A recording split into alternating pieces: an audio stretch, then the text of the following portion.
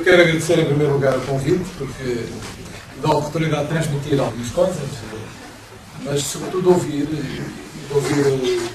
estas intervenções que foram densas, fruto de reflexões, de experiências, são importantes, mas sobretudo as vossas. Eu estou muito interessado em ouvir as vossas preocupações, pelo menos da parte de todos. Uma saudação especial para o Vítor Batista, que teve a lucidez de aceitar esta iniciativa. Esta iniciativa é uma iniciativa do Partido Socialista Europeu, o que significa desde logo que o Partido Socialista e o Partido Socialista Português e o Partido Socialista Europeu em particular estão interessados, muito interessados, em fazer isto mesmo, em discutir temas que dizem respeito à Europa, que dizem respeito a Portugal, que dizem respeito a todos nós, ao fim e ao cabo, há muitas perplexidades para as quais nós ainda não temos resposta. Escrevi um texto, agradeço que tenham a paciência de o ouvir, e vou ler o texto que escrevi para esta noite. Enquadremos-nos no objetivo desta nossa conferência de hoje. Apresentar um conjunto de ideias comuns, de valores partilhados e de propostas concretas sobre o que deve ser, hoje e amanhã, um projeto europeu moderno, solidário e progressista. Este objetivo, por sua vez, deve ser prosseguido abordando o tema democracia e diversidade, que foi o que nos foi proposto. O que nos é proposto é, sem dúvida, um desafio. E o tema que nos é sugerido remete-nos para a dificuldade da avaliação e da análise do tempo presente na Europa e no mundo. De tal modo, ele é global, complexo e incerto. Incerteza que foi confirmada, por exemplo, com o ataque às Torres Gêmeas em Nova Iorque e que Edgar Morin sublinhou dizendo o trágico acontecimento que provocou um eletrochoque no mundo inteiro, mas simultaneamente diverso ou muito diverso e de conhecimento especializado ou muito especializado. Historiadores, filósofos, sociólogos, politólogos estarão em melhores condições do que nós para esta difícil tarefa, a qual, todavia, não rejeitamos. Antes podemos dar algum contributo, embora pequeno, para concretizar o objetivo que o Partido Socialista Europeu propõe. No passado domingo, ao ler o texto semanal de Frei Bento Domingos no Jornal Público, e quando já refleti sobre o tema da conferência de hoje, fui mobilizado, agarrado, por uma afirmação que transporta uma ideia que há muito me preocupa e que, creio, é hoje mais atual e pertinente do que nunca, em particular no seio dos partidos socialistas também e sociais-democratas. A afirmação, embora seja a propósito de um tema bem diferente, natureza eminentemente religiosa, é a seguinte: não bastam declarações de bons princípios. Importa multiplicar práticas e instrumentos que as concretizem. Muitas vezes, no meu passado recente, a minha experiência, durante mais de 11 anos de trabalho autárquico à frente do município, interroguei-me sobre esta questão. Isto é, se as políticas e as práticas concretas, aquelas que se dirigiam ao cidadão, às pessoas, às organizações que perseguiam fins públicos e coletivos, se respeitavam os nossos princípios e valores, se eles não eram sacrificados por algum imediatismo, pragmatismo mal justificado, ou até mesmo injustificado, ou ainda pela pressão dos acontecimentos que quase sempre obnubilam e seguem.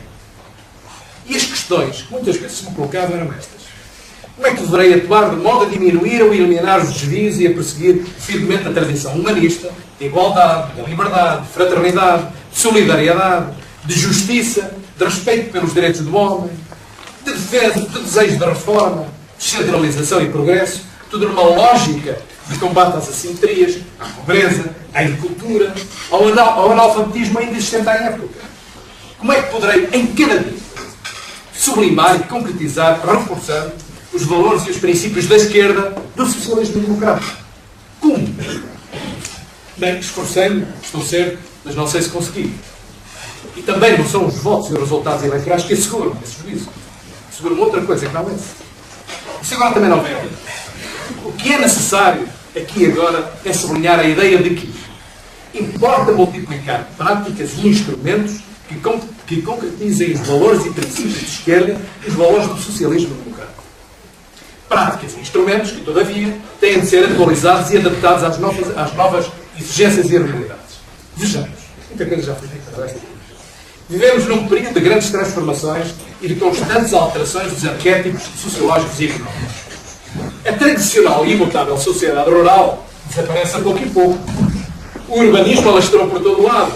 de tal modo que mais de 2/3 da humanidade já vive em cidades. A força de trabalho já não é representada maioritariamente pela força física, mas pela força mental, a de saber e a de conhecimento. O ininterrupto avanço das novas tecnologias de informação e de comunicação revolucionaram e estão a revolucionar o comportamento humano, bem como as relações de trabalho em geral e do trabalho subordinado em particular, e acolheram um sem número de novas atividades e profissões. Os mídias aceleraram o fenómeno da massificação e, em especial, da globalização. No plano político, nas últimas décadas, assistimos também a grandes alterações e ao advento de novos atores. O mundo unipolar, representado pelo imperialismo americano, está a dar lugar, a pouco e pouco, e silenciosamente, a um mundo multipolar, de blocos de interesses financeiros, económicos e políticos, onde sobressai a União Europeia e de onde emerge a China, a Índia, o Brasil e a América Latina em geral, à medida que os governos se vão libertando dos velhos paradigmas da direita conservadora, liberal, economicamente dependente dos Estados Unidos da América, ou das opções autoritárias e militares. A figura do ditador, se repararem bem, pelo menos por enquanto, saiu de cena. E os países procuram respostas para a crescente afirmação e participação populares nas históricas soluções institucionais da democracia representativa, assente ela também no tradicional modelo da separação de poderes. Com exceção da China, que, embora tendo optado por um modelo económico capitalista, rejeitou um modelo político constitucionalista liberal laxantista e preferiu um modelo comunista de partido único. Um país do sistema. Partilho, à semelhança de muitos outros, da ideia de que esta já é, aliás, uma nova ordem global, constituída por diferentes e disseminados poderes, em permanente e acelerada consolidação naqueles 4 ou 5 blocos. E de que, embora o imperialismo soviético tenha desaparecido depois de 1989, a Rússia tem na sua história, na sua cultura e no seu território elementos, as primas, por exemplo, suficientemente capazes de a reconstituírem um bloco. Hoje, para pensar a Europa, é também necessário fazer este exercício. Pensar o que somos e onde estamos. Quais são as nossas forças e fraquezas. Que vantagens e ameaças temos. O que queremos e para onde queremos ir. E saber o que é que as pessoas esperam de nós. É por isso que a tarefa que nos propõe é tão difícil. Este ano, vejam-se, fui relator sombra na Comissão de Liberdade, Justiça e Assuntos Internos do Parlamento Europeu, do chamado, denominado Livro Branco sobre o Desporto. Quando a proposta de parecer me chegou às mãos, depois de a ler e de refletir sobre ela, verifiquei que a proposta propunha e propõe várias recomendações à Comissão Europeia e aos Estados-membros em matéria da organização do desporto profissional, da dopagem, da educação, juventude e saúde, da inclusão e da integração social, da não discriminação, do controle judicial, de questões laborais, de aspectos económicos e financeiros. Tudo reforçando a ideia de que o projeto europeu de desporto é um projeto de liberdade, de solidariedade, de paz e de coesão.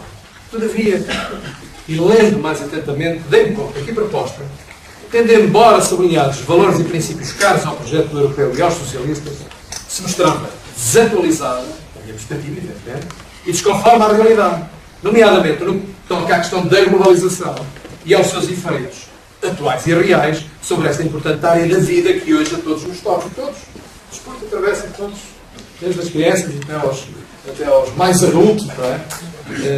Em forma de desporto amador, profissional ou lazer. Por isso, apresentei à Comissão 9 propostas de emenda.